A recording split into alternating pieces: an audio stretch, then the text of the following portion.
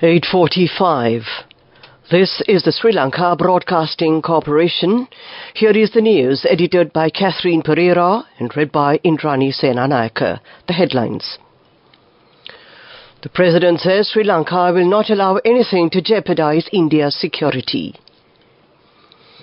Minister Kanchana Wijesekara says that Trincomalee will be developed as a fuel export centre.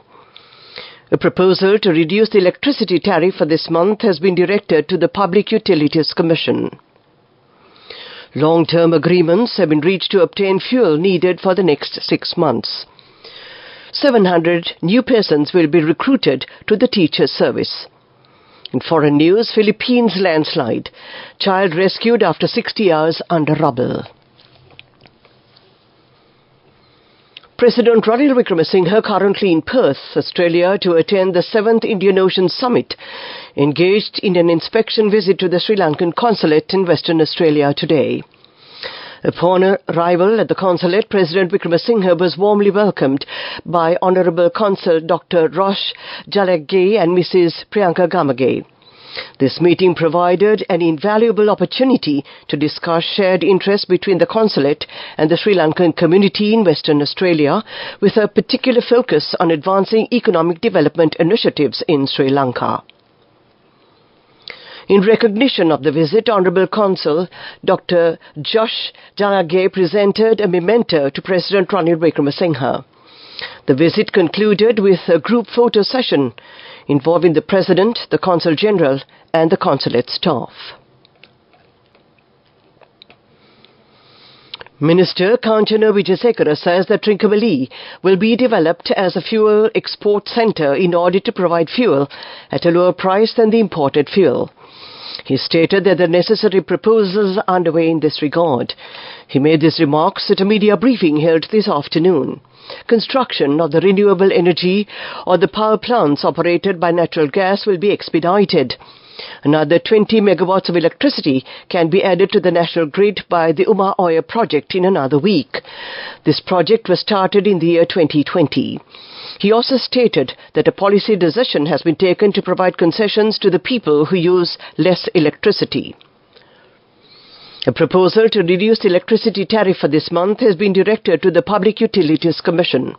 A committee has been appointed to look into the proposals made by India to provide fuel through the pipeline from Nagapattinam, India to Trincomalee.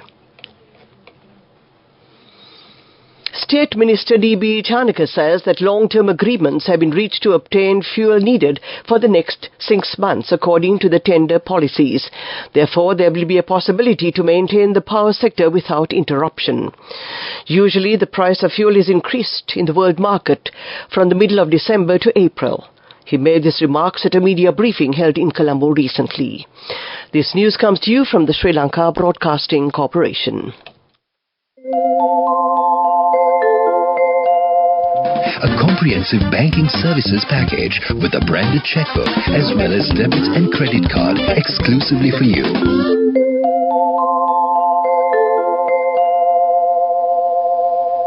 We continue with local news. Minister Susil Premajanta says that 700 new persons will be recruited to the teacher service. The objective of this move is to provide new teacher advisory appointments. Another 5,500 teachers will be recruited for several subjects at provincial level after conducting an examination. Acting Minister of Finance Dr. Ranjit Siabalapitiya has advised officials to solve the problems faced by the people when implementing development projects. He made this remark at a discussion held at the Yatiyantota Divisional Secretariat Division in the Kayagalla district. That ends the local segment of news. Elevate your life with People's Bank Excelsior. A comprehensive banking services package with a branded checkbook as well as debit and credit card exclusively for you. The main news story is brought to you by Sinhala Vedamahatmya. Minister Prasanna Randutunga says that the operation in connection with the Aruakkaru garbage project will be completed by the end of the month.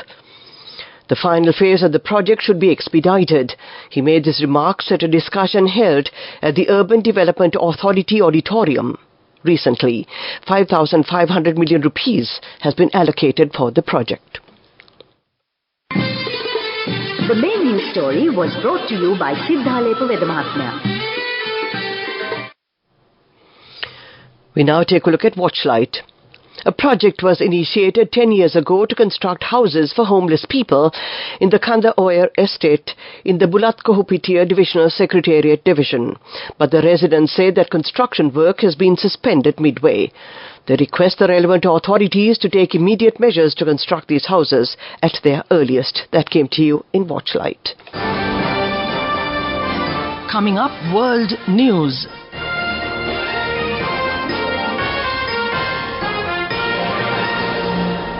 First, the headlines. Philippines landslide. Child rescued after 60 hours under rubble.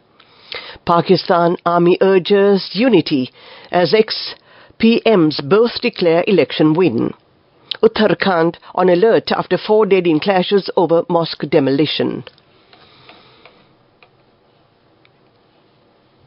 A 3-year-old girl has been rescued from a landslide in southern Philippines 60 hours after she was buried. Rescuers had given up hope of finding more survivors and hailed the rescue of the child on Friday as a miracle. The landslide took place near a gold mining village of Masara in the Mindanao region on Tuesday. Officials say 28 people have died and about 77 others are missing. Photos and videos posted on the Philippine Red Cross Facebook page on Friday show rescue workers carrying the girl wrapped in an emergency blanket and hooked to an oxygen tank into a hospital in nearby Nawab municipality. Pakistan's powerful army chief has urged the country to leave anarchy and polarization behind as 2 ex-prime ministers declared victory in an election that had defied expectations. With most results in, independent candidates linked to jailed former PM Imran Khan have won most seats. But Nawaz Sharif, another ex-PM, widely seen as having the army's backing, has urged others to join him in coalition. Officials have also rejected Western criticism of how the election was run. With no clear outcome, General Asim Munir called on all parties to show maturity and unity, saying that politics of polarization did not suit a progressive country of 250 million people. At least 4 people have died in violence in a northern Indian state after authorities demolished a mosque, alleging it was constructed illegally. Violence broke out in Uttarakhand's Haldwani town during what police say was an anti-encroachment drive. Authorities say the drive was launched to clear illegal constructions, including the mosque and an adjoining madrasa religious school. But Muslims who prayed at the mosque say they have been unfairly targeted. To end this bulletin of world news, the headlines again. Philippines landslide. Child rescued after 60 hours under rubble. Pakistan Army urges unity as ex-PMs both declare election win. Uttarakhand on alert after 4 dead in clashes over mosque demolition. That ends this bulletin of world news. We now take a look at development news. The power purchase agreement for the 100 megawatt ground mount solar power project in Siamalanduwa was signed by Rividanavi Private Limited with the Ceylon Electricity Board yesterday. Rividanavi Private Limited is a consortium of shareholders Lakdanavi Limited, Windforce PLC and the Blue Circle Private Limited of Singapore. The total project investment is expected to be $132 million. That was development news. Moving on with sports news. The final match of the Under-19 World Championship Cricket Tournament will be held tomorrow in South Africa. The Under-19 teams of India and Australia have qualified for the match, and that was sports news. Go ekakiyana youth kat life ke change kat niyamata setna aswagena dak puhina habe karana friendship එක මෙන්න. The all-new NSB Ithru account, NSB IAM, a plan for your dream. Business News, sponsored by National Savings Bank, the safest place for your money. The Urban Development Authority and Dilma Ceylon Tea Company entered into a memorandum of understanding to improve the sustainability of the Baddegama Wetland Park. The Baddegama Wetland Park has become an ecological haven for local and foreign tourists. It is a magnificent wetland park that was started in 2014 by the Urban Development Authority under the assistance of the World Bank and handed over to the public in 2016. That was Business News. Business News, sponsored by National Savings Bank, the safest place for your money. Go එකක් තියන youth එකට life එකේ change එකට නියමෙට set වෙන්න. ඇස් වහගෙන දැන් පුගින හැබැයි කරන්න.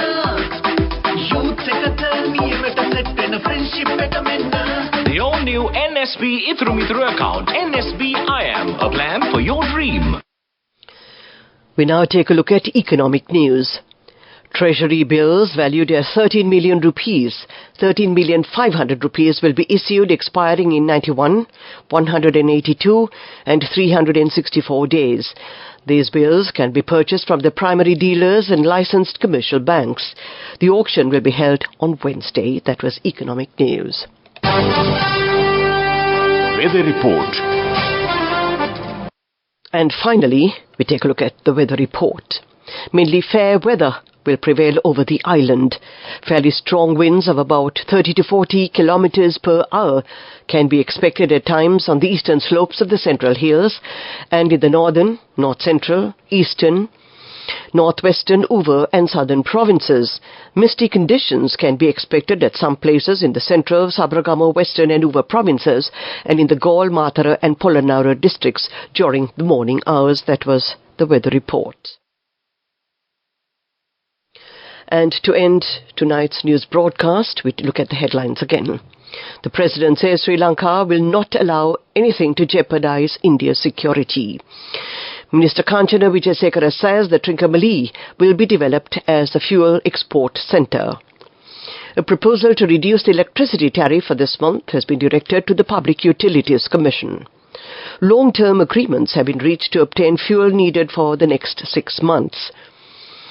700 new persons will be recruited to the teacher service. In foreign news, Philippines landslide. Child rescued after 60 hours under rubble.